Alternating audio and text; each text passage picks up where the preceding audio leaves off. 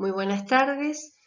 En esta segunda oportunidad y continuando con los aspectos infectológicos en el proceso de procuración y trasplante, vamos a referirnos específicamente a las complicaciones infecciosas en los receptores de trasplante.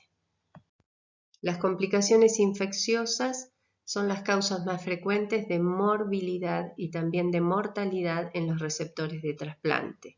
Y como vamos a ver, estos procesos pueden ocurrir como parte de una reactivación o ser adquiridos. Las reactivaciones en el receptor de trasplante son muy frecuentes y esto tiene que ver con la posibilidad que tienen, después vamos a hablar un poco más en profundidad de esto, pero la posibilidad que tienen a punto de partida de infecciones conocidas o no conocidas endógenas de reactivarlas producto de la inmunosupresión. Pero además están expuestos a diferentes agresores exógenos que, como ya vimos en la clase anterior, pueden ser derivados del propio injerto, que pueden ingresar a través de algunas metodologías terapéuticas como los derivados hemáticos y que además pueden ser adquiridos en el medio en forma inhalatoria, en forma digestiva o también por el contacto directo.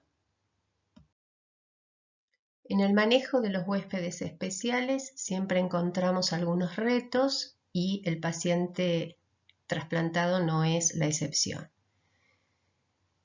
Uno de los retos importantes que tenemos que tener en cuenta es que en una proporción alta de los casos de complicaciones infecciosas, estas no cursan con síndrome febril, lo cual dificulta bastante el diagnóstico.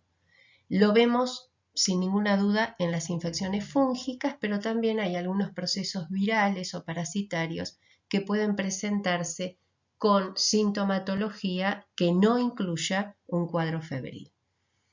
Pero además, el proceso febril en el contexto de un receptor de trasplante puede deberse a otros orígenes que no sean infecciosos, como puede ser el caso de algunos rechazos, de algunas alteraciones de tipo autoinmunitarias y también en el caso de algunos procesos tumorales. Una proporción de los receptores de trasplante, de acuerdo al tipo de inmunosupresión, cuán profunda sea y qué tipo de inmunidad afecte, puede darnos síndromes totalmente atípicos con respecto a lo que nosotros conocemos en la población general. Estas manifestaciones que pueden ser, vuelvo a decir, atípicas, pueden ser, es decir, diferentes a lo que uno conoce, pueden ser incompletas, falta algún signo, u oligosintomáticas, es decir, signos o síntomas muy leves de una enfermedad importante a tener en cuenta y a tratar, en realidad puede darse en el contexto de estos pacientes.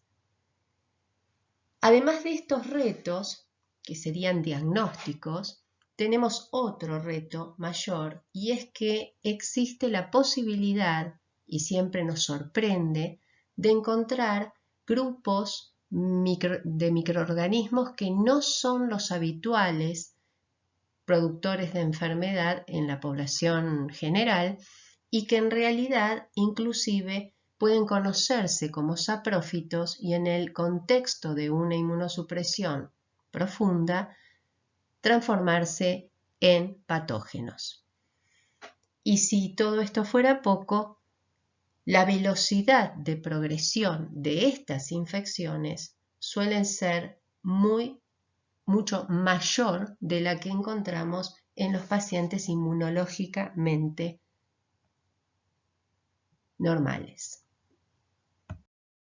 Es importante tener en cuenta el concepto de microbioma. En este caso vamos a hablar del microbioma del receptor, pero puede aplicarse a cualquier persona. El microbioma de cada uno está constituido por la colonización previa de las mucosas y de la piel. Esto es un componente hasta obvio.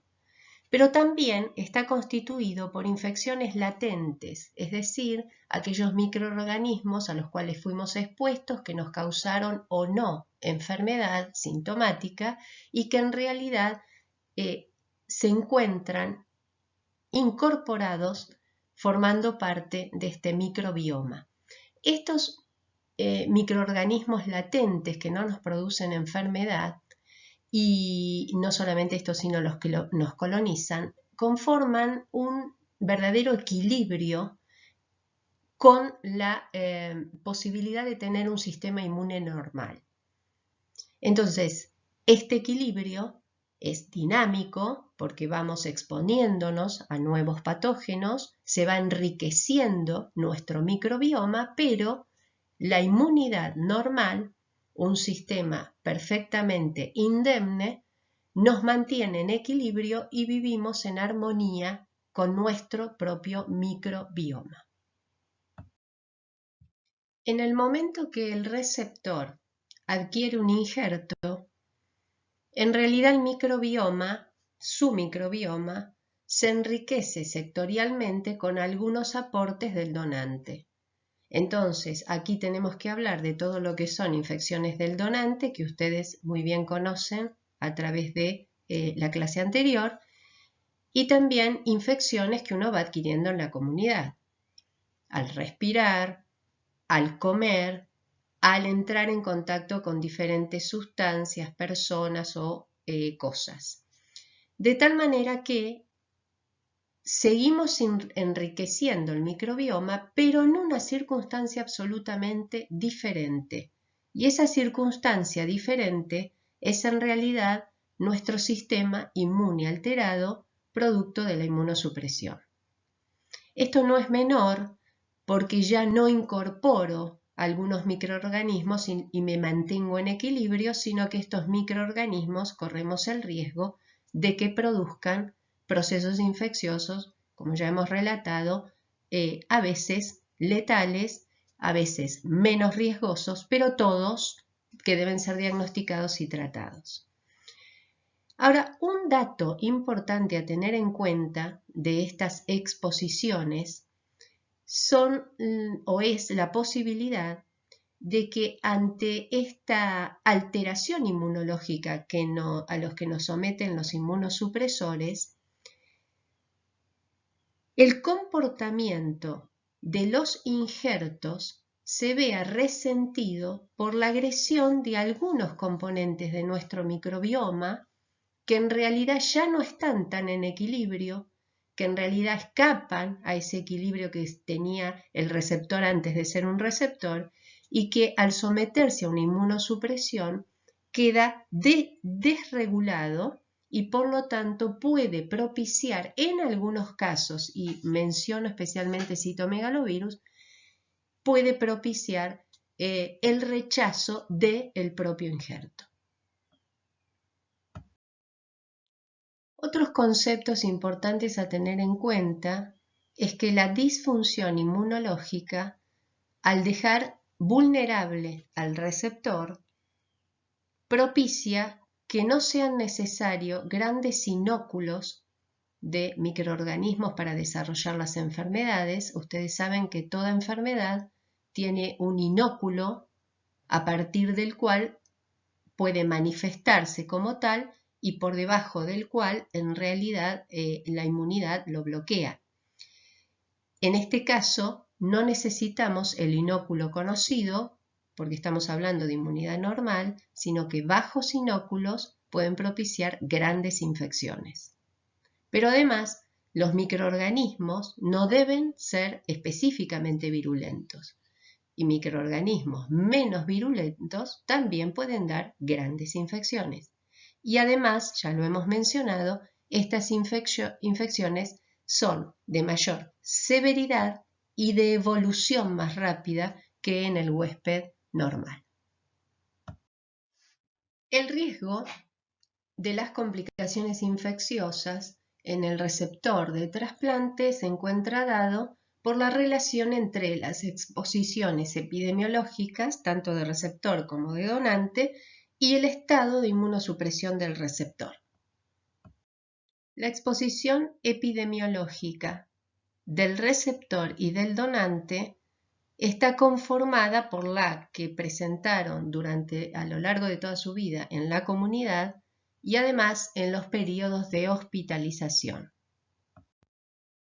La exposición nosocomial a la que nos referimos particularmente en el caso del donante es su última estadía en un hospital, que generalmente se da en una unidad crítica y que luego de esta última estadía, donde se declara su fallecimiento por criterios neurológicos, pasa a ser un donante.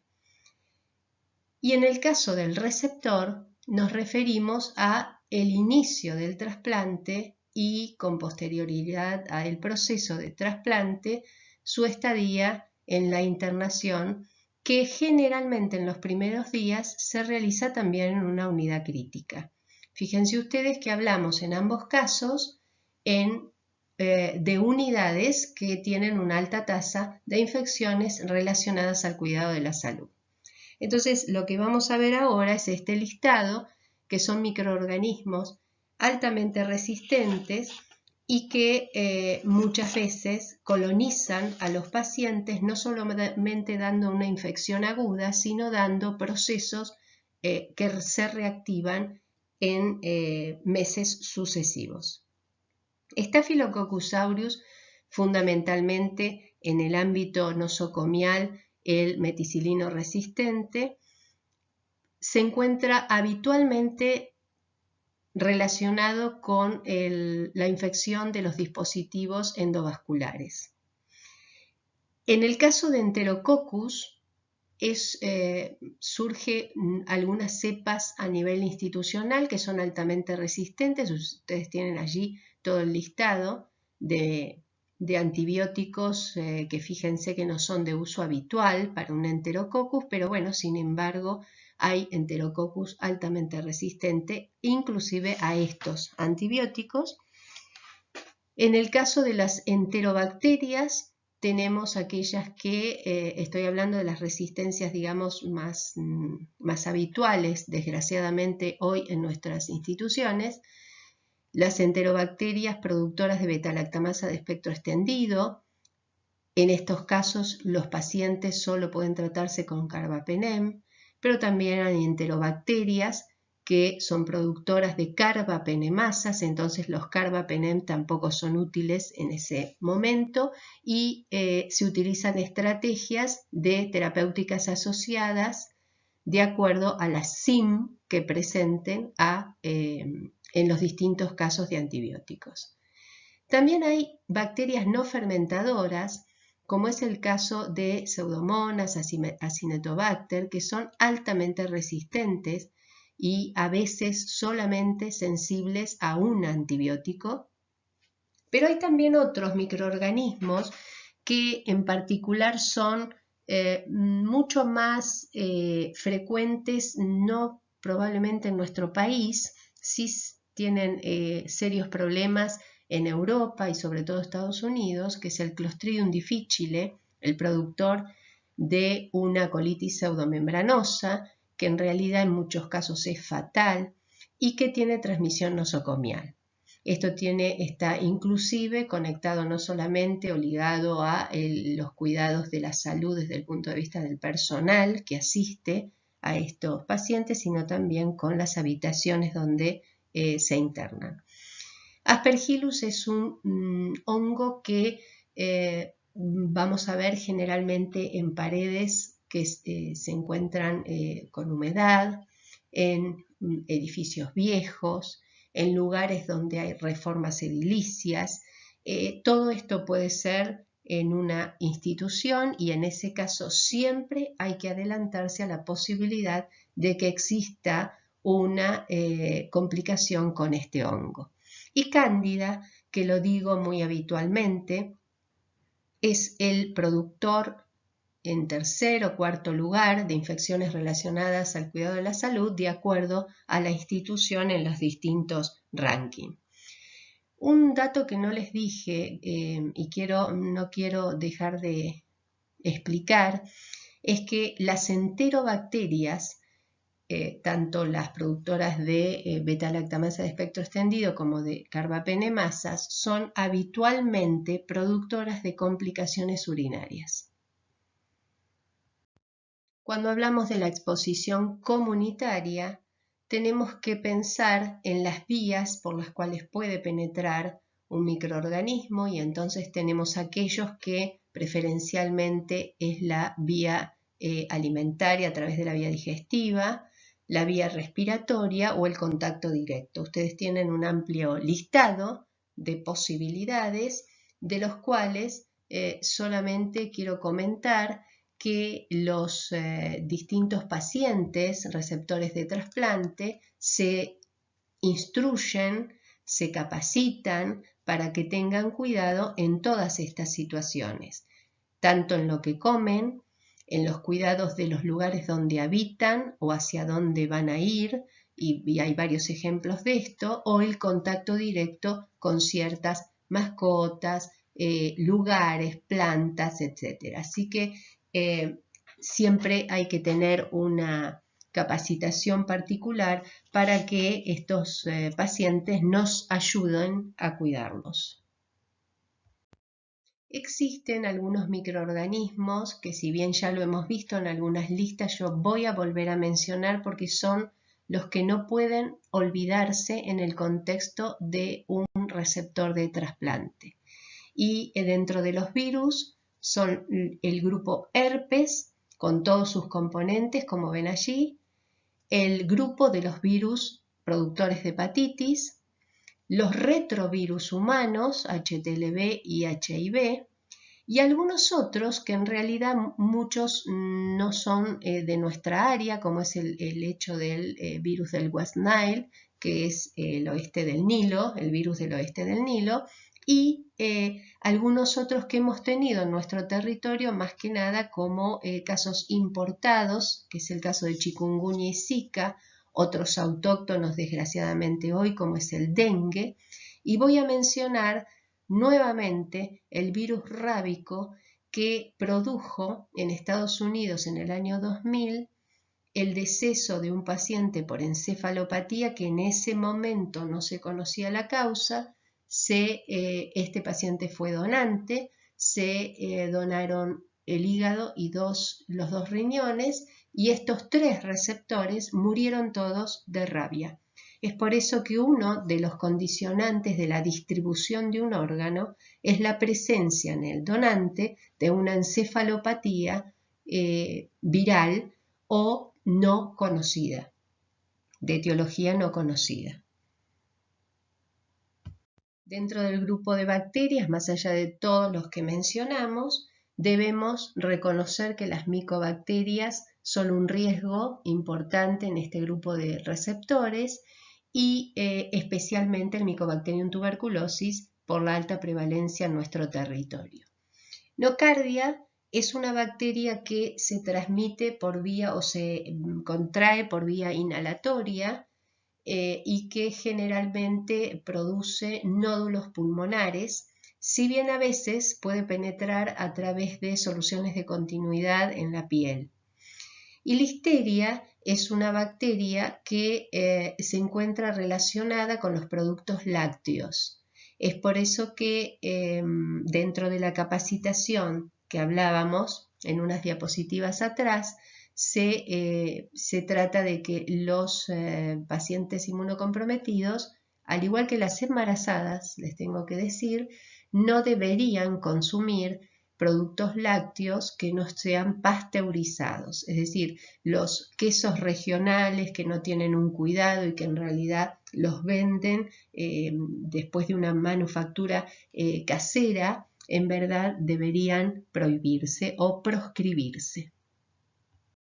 En cuanto a los hongos, que no debo olvidar, tenemos 2 diferentes grupos, el endémico que ya hablamos, Fíjense ustedes, el primero para nosotros, sin duda, histoplasma, pero no nos olvidemos que endémicamente, si vienen de países limítrofes o si llegan del norte del país, podemos tener coccidioides, blastomices o inclusive paracoccidioides.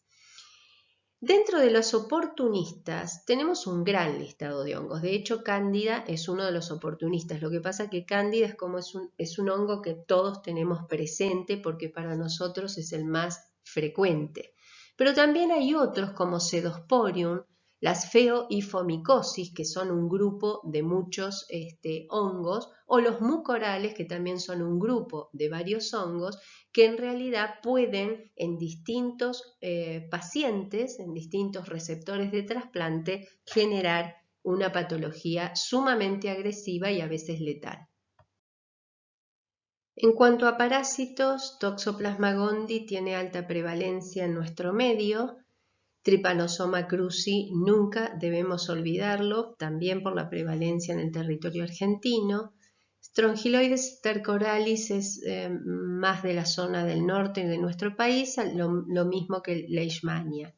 Y en el caso de Balamutia, en realidad es una ameba de vida libre que puede dar una encefalitis granulomatosa, que no es habitual, es una enfermedad sumamente rara, hay pocos casos descritos en pacientes trasplantados. Bueno, además de todo lo que hemos hablado de exposición, tenemos que iniciar ahora con lo que sería el estado de inmunosupresión.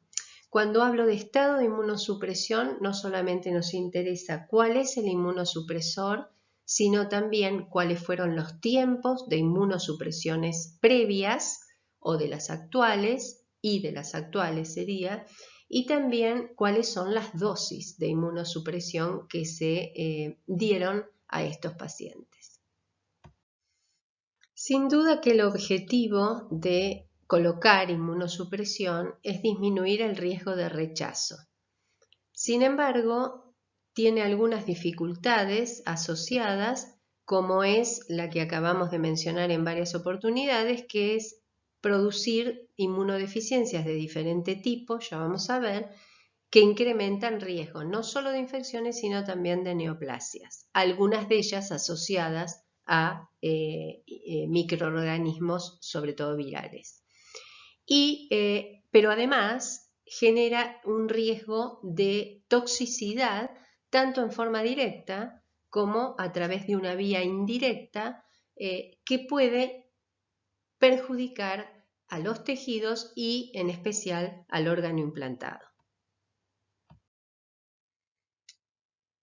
Vamos a empezar a ver algunos de los inmunosupresores que se utilizan en trasplante. Yo sé que ustedes han tenido la charla previa a esta con el doctor Tanús, que le estuvo aportando muchos datos sobre este tema, pero yo solamente voy a basarme en datos bien concretos que tengan que ver con el riesgo infectológico.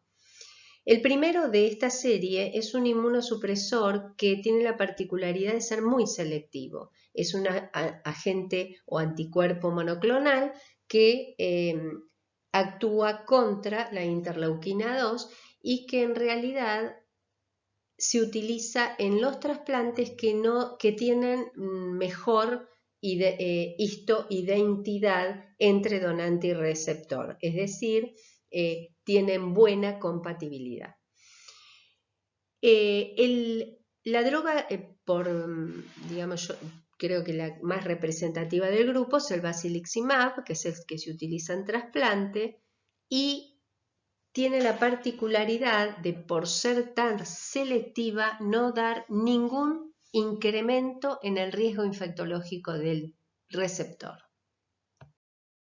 Cuando el trasplante se va a hacer entre dos personas que no tienen buena histocompatibilidad, es oportuno dar un anticuerpo policlonal que tiene la particularidad de ser un gran depresor de las células T y sobre todas las cosas de deplesionar rápidamente estas células. En pocos días el paciente tiene un descenso significativo de los linfocitos.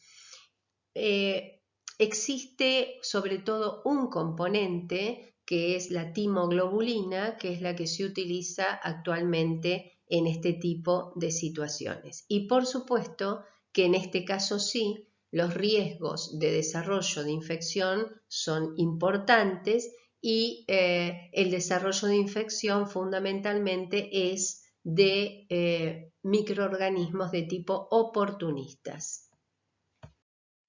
Los corticoides, específicamente meprednisona, que es lo que se utiliza en el receptor de trasplante, forman parte del triple esquema que se utiliza habitualmente en un paciente trasplantado.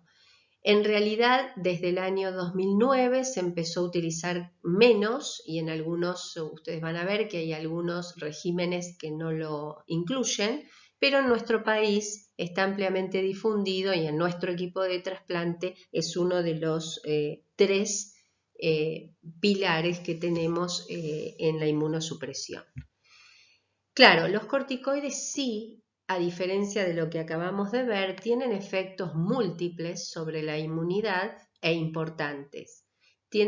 Fíjense ustedes, allí yo les pongo, inhiben diferentes tipos de interleuquinas, desde la 1 hasta la 8, todas, el factor de necrosis tumoral, alteran la presentación antigénica, alteran la migración de leucocitos, alteran la función fagocítica y además alteran la liberación de citoquinas.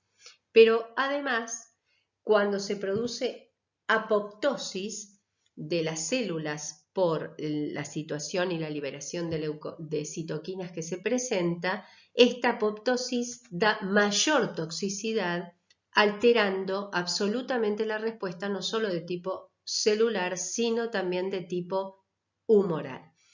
Esto tiene un gran impacto en la respuesta inflamatoria, que está absolutamente alterada, y también en la cicatrización de heridas.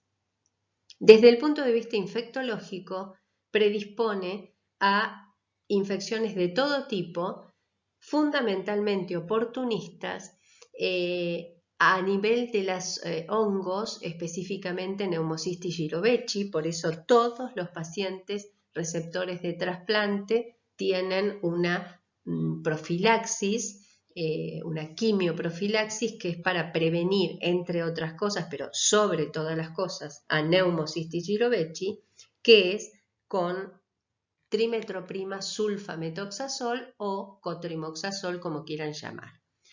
Las micobacterias en este punto son muy importantes tenerlas en cuenta, porque los corticoides se utilizan a altas dosis, no son dosis pequeñas, y también algunas infecciones bacterianas e infecciones virales.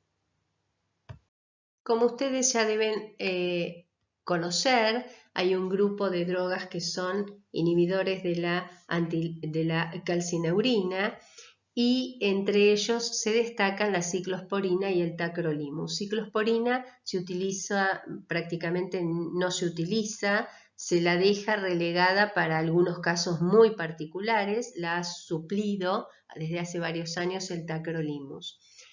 Estas drogas inhiben la actividad de las células T y además tienen impacto sobre la inmunidad humoral, disminuyéndola, de tal manera que la hipersensibilidad de tipo retardada está absolutamente alterada. Inducen una menor respuesta, por este mecanismo que acabo de comentarles, a las vacunas, es decir, la respuesta es menor en aquellos que están tomando estas drogas, y también en toda práctica de intradermorreacción. El otro tema que tienen estas drogas es que tienen un alto componente de interacción con muchas medicaciones que se utilizan para comorbilidades habituales de los pacientes trasplantados, y también con algunos medicamentos de tipo antibióticos o antimicóticos. Este compuesto generalmente aumenta el riesgo de infecciones fúngicas, de infecciones virales, específicamente citomegalovirus, y de algunas infecciones bacterianas también. Dentro de los inhibidores de la síntesis de nucleósidos se encuentra el micofenolato en su forma mofetil o sódica, dos diferentes presentaciones comerciales, que lo que dan es una gran disminución en la síntesis de linfocitos tanto T como B. Además, como efecto adverso, depresionan significativamente la serie hemática, por lo cual siempre hay que hacer un manejo bastante personalizado de cada paciente de la dosis de las drogas por los efectos adversos, y predisponen en etapa temprana del trasplante a las infecciones bacterianas, mientras que en etapas tardías favorece el desarrollo fundamentalmente de infecciones virales y especialmente citomegalovirus. Y por último, otro grupo de drogas que inhiben a la mTOR, que tenemos el sirolimus y el everolimus. Estas drogas inhiben a través de esta enzima, inhiben las activaciones y las proliferaciones linfocitarias, tanto de linfocitos T como B, también de los natural killer y también de los natural killer activados, que es esa sigla que ustedes ven como LAC. Esta droga es interesante porque como inhiben la proliferación, es un verdadero antiproliferativo y por eso se suele utilizar como un inmunosupresor en los pacientes que desarrollan algún tipo de cáncer posterior al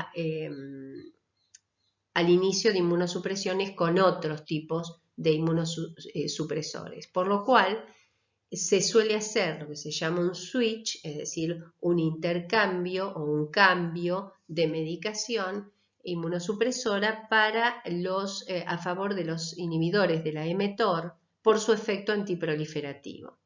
Esto es una predilección, digamos, dentro de los distintos regímenes inmunosupresores. Otro de los efectos que presentan estos medicamentos, además de la alteración de la inmunidad, es que tienen la posibilidad, si bien no es muy habitual, de desarrollar patología respiratoria no infecciosa, que es de tipo intersticial y que puede evolucionar a la fibrosis pulmonar. Y por todo esto que dijimos, sobre todo por la inhibición de la activación y también de la proliferación de linfocitos, dan infecciones oportunistas que suelen ser fatales, con un desenlace fatal y una rápida progresión, y por supuesto el desarrollo de sepsis. Y por último, existen algunos factores que también pueden impactar en el riesgo de complicaciones infecciosas, que están ligados a complicaciones técnicas durante la cirugía, a defectos inmunológicos preexistentes como enfermedades autoinmunes o algunas mutaciones genéticas que puedan predisponer algunos riesgos, y por último las condiciones metabólicas que son sumamente importantes, y destaco en este particular caso a la diabetes y la desnutrición, que hay que tener en cuenta como coadyuvantes y asociados a todos los factores de riesgo que mencionamos anteriormente. Durante los primeros meses del trasplante se presentan la mayor cantidad de complicaciones infecciosas en un receptor. Y existe una explicación para esto, convergen varios factores, como son la presencia de infecciones en ese receptor, es decir, lo que llamamos infecciones preexistentes, el hecho de exponerse a una cirugía mayor, como es la que se realiza para colocar el injerto, los periodos de internación, que cuanto más largos o más críticos sean, estoy hablando desde el punto de vista de internación en unidades críticas o también de intervencionismo, mayor riesgo presentan, sin ninguna duda la inmunosupresión que acabamos de mencionar, y también la presencia de colonizaciones mucosas y de piel que pueden incrementar el riesgo en estas complicaciones. Los primeros meses del trasplante, yo diría 4 a 6 meses primeros del trasplante y en algunos casos más, son los más críticos porque es el momento de mayor inmunosupresión del paciente.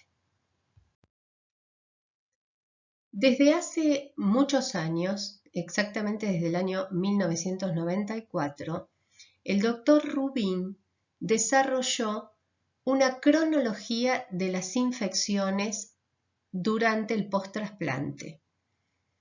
Y esto lo asoció a los distintos momentos en que atraviesa el receptor con motivo no solo de las exposiciones, como ya vimos, sino también de la inmunosupresión. De esta manera se reconocen 3 periodos, de los cuales el primero se extiende hasta el primer mes o durante el primer mes y tiene una relación muy estrecha con la internación.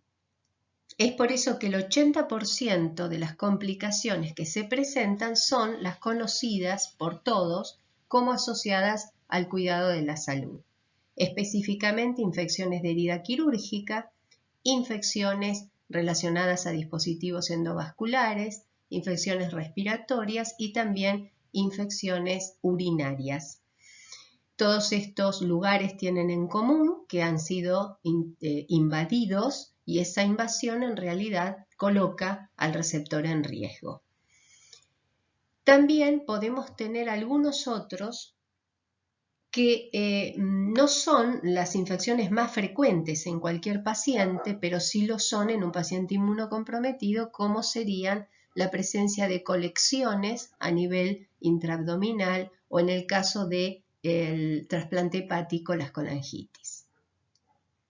Otro tipo de infecciones que se presentan son las que no advertimos en el receptor y que estaban presentes y fueron inadvertidas porque había, como ya desarrollamos este tema, o porque son oligosintomáticos o porque en realidad no se desarrolla una medida diagnóstica adecuada. Y otra de las posibilidades son las infecciones derivadas del donante, que en realidad ya conocemos en virtud de la actividad que tuvimos previamente. El segundo periodo, que llega hasta el 6º mes aproximadamente, se imaginan que en los periodos no es taxativo, no es rígido este límite, pero más o menos toma hasta el 6º mes, es el periodo de las infecciones oportunistas porque el paciente se encuentra en el mayor momento de inmunosupresión. Entonces, aquí van a tener, tanto sean bacterias, virus, hongos o parásitos, los que se pueden o pueden tener esta modalidad de oportunismo para desarrollar su enfermedad. Yo voy a resaltar el caso de Pneumocystis jirovecii dentro de los hongos. Es sumamente importante tenerlo en cuenta porque tanto es así que hoy prácticamente no vemos complicaciones de este tipo porque hace muchos años la modalidad, como ya vimos, la modalidad de prevención es la toma de un antibiótico que es el cotrimoxazol en forma permanente 3 veces a la semana y durante el primer año del trasplante, aunque en algunos casos, como el cardíaco, probablemente durante toda la vida. Este antibiótico no solamente es útil para disminuir el riesgo de neumocistis, sino también para disminuir el riesgo de Toxoplasma gondii y de nocardia. Otras estrategias que se llevan a cabo son las estrategias antivirales, de las cuales destaca en este periodo y diría que en la historia del trasplante en cualquiera de los órganos y en cualquiera de los momentos, las estrategias contra citomegalovirus. Citomegalovirus tiene una particularidad y es que no solo es un virus que produce una infección por un mecanismo directo, sino que además produce daño tisular por mecanismos indirectos, porque tiene la particularidad de realizar una modulación del sistema inmune. Entonces, en este punto es uno de los que se reconoce como posible ejecutor de un rechazo o coasiste al sistema inmune para producir el rechazo. En el caso del Epstein-Barr, también es un virus inmunomodulador que, además de poder dar un síndrome mononucleósico por acción directa, puede dar, inmunomodulando, linfomas, es decir, síndromes linfoproliferativos, porque tiene la capacidad de unirse al genoma del huésped, el genoma viral con el del huésped, y causar alteraciones de tipo neoplásicas. Una cosa que me olvidé de comentarles del citomegalovirus es que su acción directa es muy variada, puede dar también un síndrome mononucleósico, es depresor de algunas células de la sangre y puede dar colitis, puede dar hepatitis y también neumonía intersticial. Luego del 6º mes tenemos 3 posibilidades, y es cuando el receptor de trasplante presenta una buena función de su órgano, entonces las inmunosupresiones tienden a disminuirse y su inmunidad empieza a encontrar un equilibrio, a actuar en equilibrio con el resto de su organismo. Esto disminuye el riesgo de infecciones oportunistas y entonces los riesgos a que se encuentra el paciente expuesto son los de la comunidad como un paciente o una persona inmunológicamente normal. Otra alternativa es que los receptores presenten rechazo. Cuando existe un rechazo en el contexto de este periodo, el tratamiento, como ustedes ya vieron en la clase pasada, es con más inmunosupresión. Por lo tanto, ese equilibrio no se restaura, no se restablece y el paciente se prolonga en lo que sería un segundo periodo de inmunosupresión máxima. Tanto es así que si yo retiré profilaxis en este periodo, las tengo que volver a colocar porque la inmunosupresión que genera este tratamiento de los rechazos en realidad pone al paciente en un estado nuevamente de indefensión. Y también existe la posibilidad de que los receptores tengan algunas infecciones previas que en realidad se transforman en procesos crónicos. Se da sobre todo en los pacientes trasplantados hepáticos con hepatitis B y C, donde puede haber recurrencias de estas infecciones en el órgano injertado, es decir, en el órgano nuevo, y conlleva una serie de terapéuticas distintivas y especiales para cada caso. Como hemos visto recién, esta línea del tiempo de las infecciones o esta cronología de las complicaciones infecciosas en realidad hace que uno entienda que los pacientes están expuestos a procesos infecciosos que son prevenibles y que en realidad deben siempre tenerse en cuenta.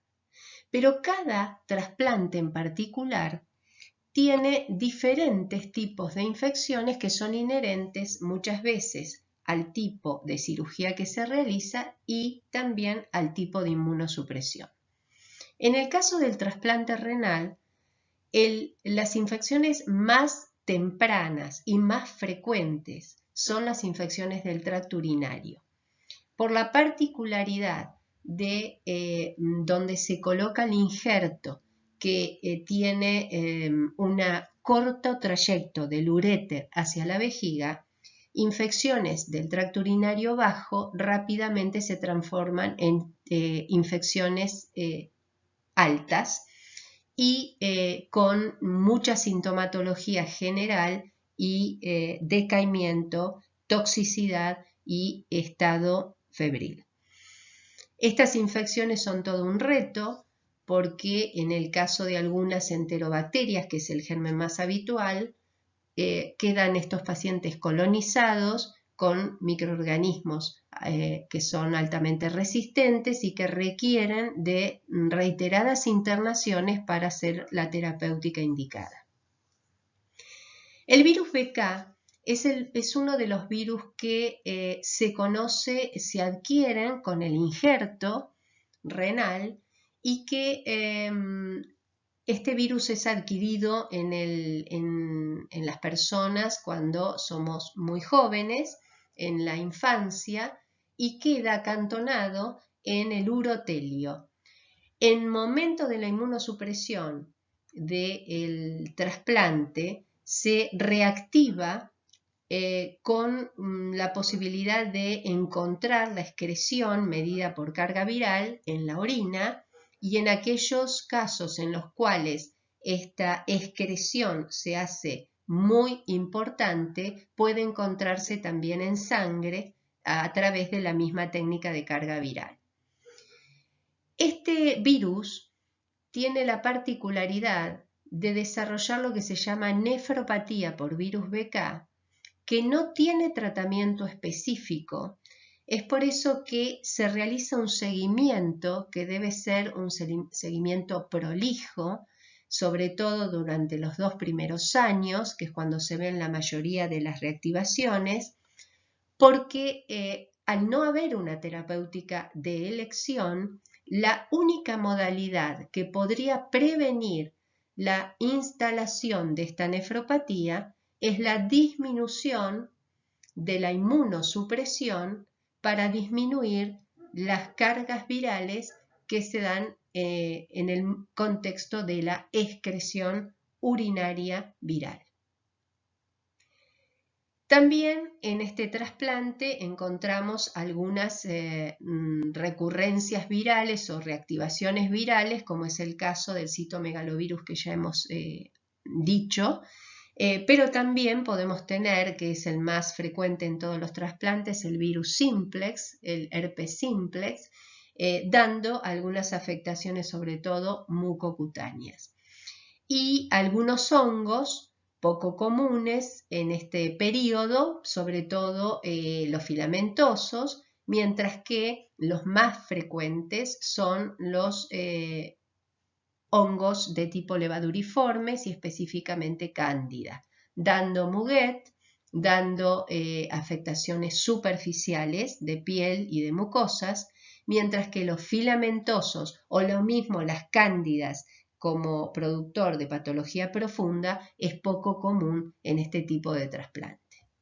En el trasplante hepático se pueden reconocer las infecciones de tipo temprano, fundamentalmente las inherentes a la cirugía, que son infecciones abdominales de tipo bacteriana o micótica.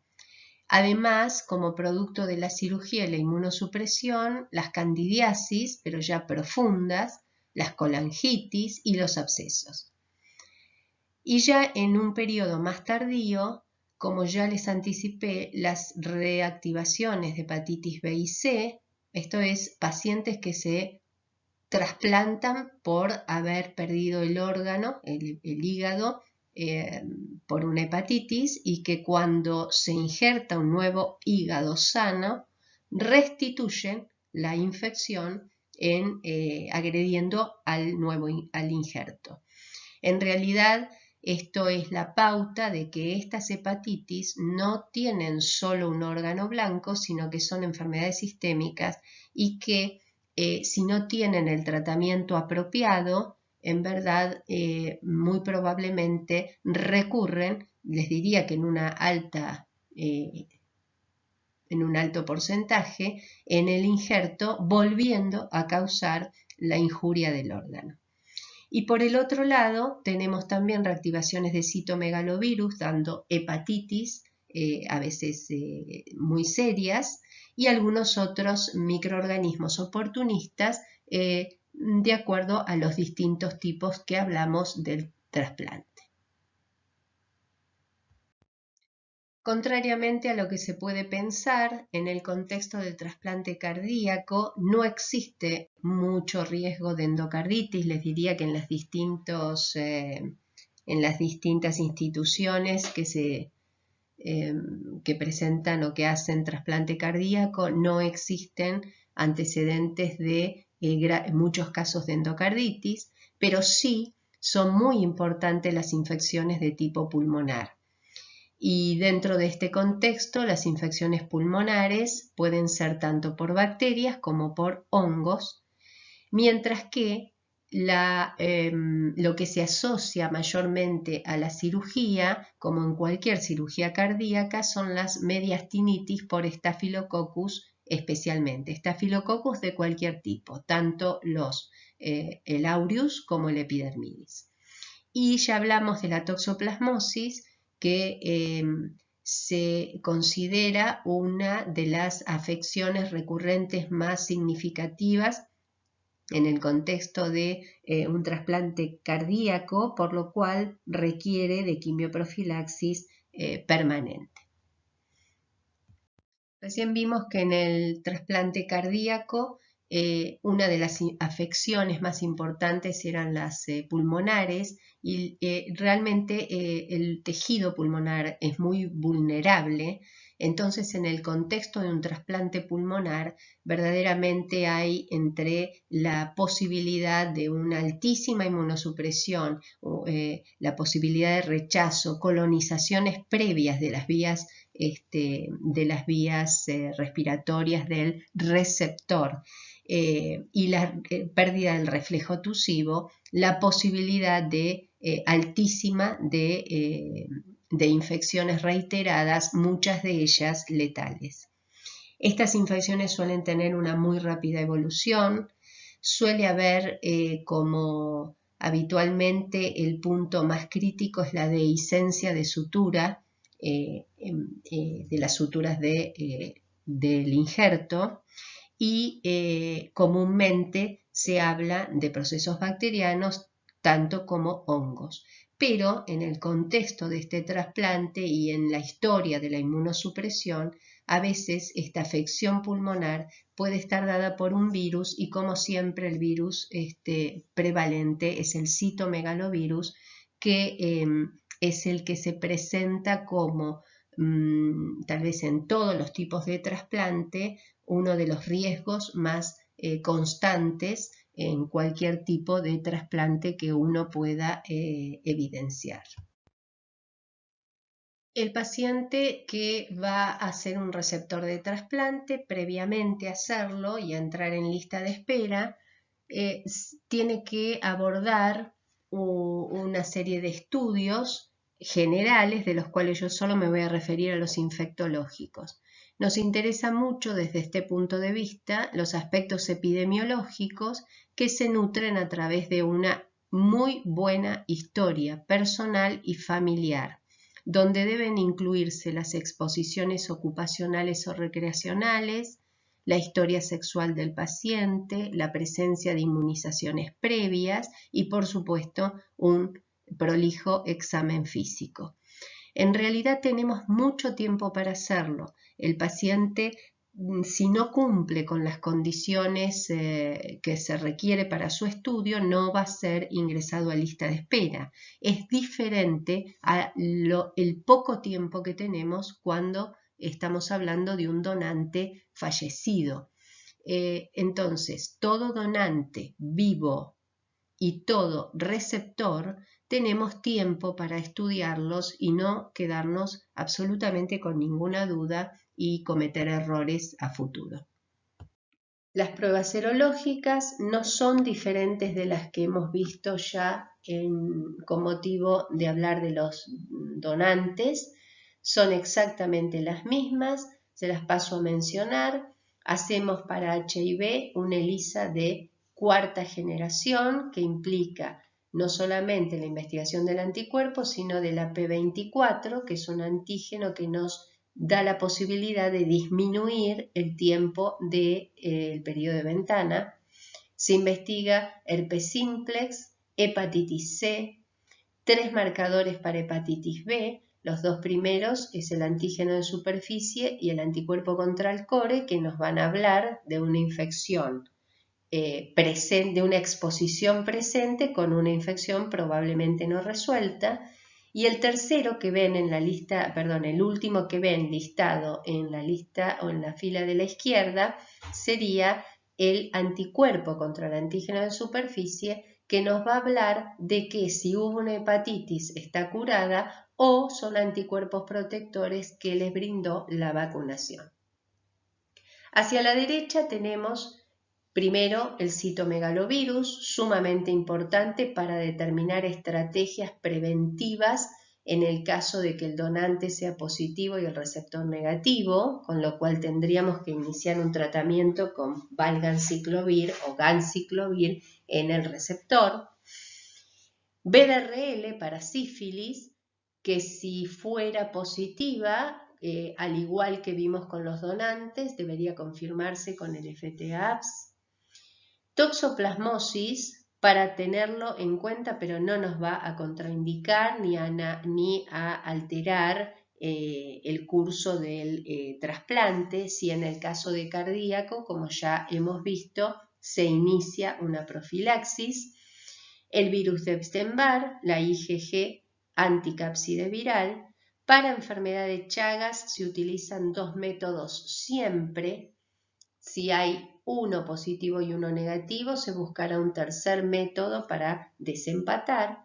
Y dentro de esos dos métodos iniciales, siempre sería bueno tener uno que sea alguna metodología de ELISA, que son las más sensibles que se utilizan, son las más creíbles en este aspecto. Entonces nos sacaría de dudas seguramente ante alguna dificultad en la no asociación de datos coincidentes. También hacemos serología para virus varicela zoster y para HTLV. Si bien la serología no es distinta entre donante y receptor, sí es muy diferente otros tipos de estudio que por supuesto no pueden hacerse en un donante fallecido. En un receptor se va a solicitar un estudio coproparasitológico seriado y fresco. Hablamos de que estrongiloides puede dar una verdadera sepsis de tipo parasitario. Bueno, entonces nosotros tenemos que prevenir esta posibilidad en colonizaciones que desconocemos. Un coprocultivo donde se evalúa la presencia de bacterias multiresistentes.